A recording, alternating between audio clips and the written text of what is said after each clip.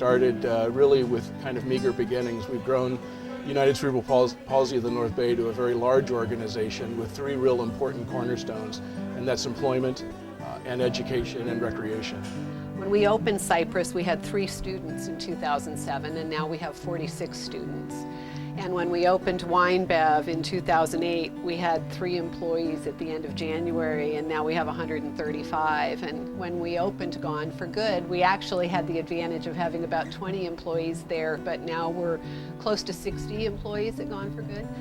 My name is Ryan Wallace, and I work at Gone for Good, destruction, e-waste, and I take machines apart, computers, and we take them out, and then I train other new people that come in. I help them out whenever they need help working on a project. I'll guide them and stuff. I'm a good person to train if they need help. The agreement we have is with a for-profit company that picks up e-waste and donations in the name of United Cerebral Palsy. Every time they pick up, we get a small amount of money from them on that. Secondarily, when they send e-waste into us to be recycled, we split 50-50 the amount of money that comes back from the recycling company in Stockton. And the great thing about this is that nothing goes into landfills. Everything's recycled into prime materials and reused. So what we did is we set up a contract to shred documents for the IRS, and we pick up from 7 different facilities, IRS facilities in Northern California. I shred all of the documents that is coming in from the area right here behind me. It's a good program for people who are just trying to pick things up off of their feet. So, even folks with intellectual disabilities are often very, very bright, and they knew they didn't want to be exploited for what they had to contribute. And what we found is giving that level of respect and that level of compensation to people, you cannot imagine the rapid growth of those job skills and how many of those folks can produce at what might be termed a normal rate now. What goes on is employment, the opportunity for people to earn prevailing wages, to be employed at a real business, to feel like they're really contributing members of the Napa community. We receive various different materials, wine shipper components, foam packaging for 12-pack shippers and for 6-pack shippers, and what we will do is we put together a corrugate box with this shipper material in it, and we'll send it off to a company who does wine club and other fulfillment for wineries.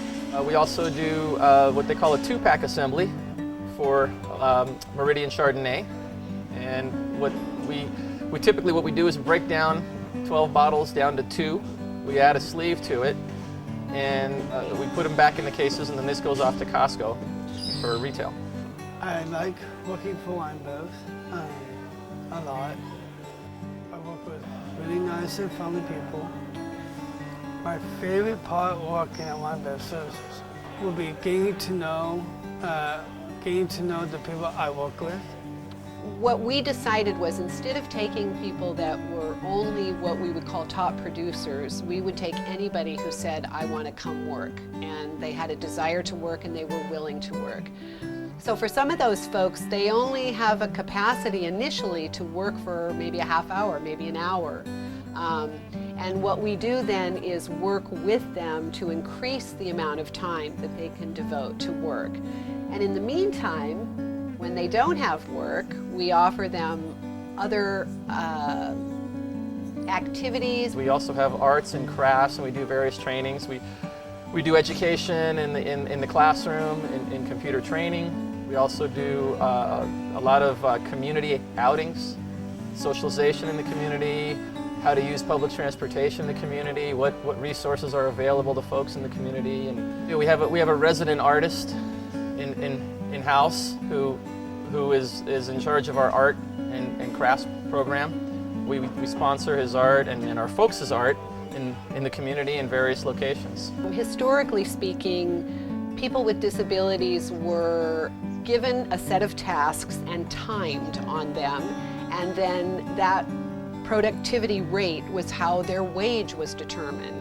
When we started thinking about what types of programs we had a vision to create in the community, we felt that, wow, you know, no one times us on our productivity output in a day, and we all felt that it was time to try to, you know, take the leap, and it is challenging financially to make the programs work, paying minimum wage. So you have to be careful that you're still offering incentives for increased productivity. But as you've seen, as you walk around WineBev, that even the peer support and the peer training that they do for each other to increase productivity has really been quite phenomenal. It's just amazing. You know, a lot of our folks have never really had jobs in some cases, and to see them come in here and they just have such wonderful attitudes. They are motivated to work every day. It's rewarding for me just to be around, and motivating for me to even go and, you know, attempt to acquire even more business for them to work on. Watching these people work day after day, and the self-respect that they have gained, the enjoyment that they have doing the work is remarkable, and it's just been personally rewarding for me to be able to generate through our organization this number of jobs. The evolution of the Cypress School programs and our philosophy really gelled with the original students that we had. And these were students that had failed in public school, they had failed in non-public school, and they were actually having to stay at home and had nothing much to do. So when we started the school program, we thought about, well, what would be very motivating to these students? What would help them be successful? And that was being outdoors.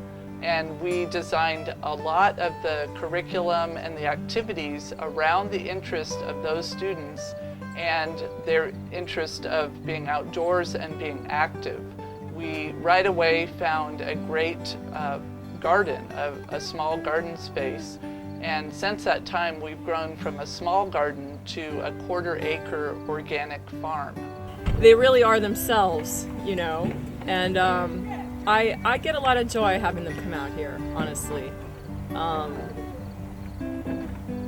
I don't really know how to explain it, but they definitely touch me. They touch my heart. I think that when children are in public school, they really have access to a lot of different things. But sometimes our kids need to go a little beyond the classroom. And our philosophy at Cypress School is learning without limits. That means that we go beyond the classroom walls. As a therapist, it's great because we have the opportunity to actually work with the kids in the community, at the grocery store, in the garden, at Goodwill, you know, doing real life things. So you really know that you're having an impact on them because you're actually doing things instead of just practicing, you know, how to buy something in a classroom with a fake cash register. You're actually going to a real store and dealing with the real life situation. The people that are going to benefit from this are not just the children with autism, but also their families, also our staff that are learning their professional trade and moving on to their bigger careers, and the community at large, because when I started 40 years ago, children with autism were supposed to be institutionalized. They were supposed to be locked away. So since we've opened Cypress School, we're providing opportunities for families to let their kids be part of their family and to be part of their neighborhood and their community and the greater Bay Area as they go around with the school program. If you don't see that kind of morale in most workplaces, the kind of enthusiasm that the kids that go to Cypress and the employees that come to work at WineBev and Gone for Good, the kind of enthusiasm they have to get up every morning and come learn things and come work on things and come earn money, it's difficult to find in other communities, and so it keeps all of us going. We all feel sort of humbled and blessed to be able to be a part of this community.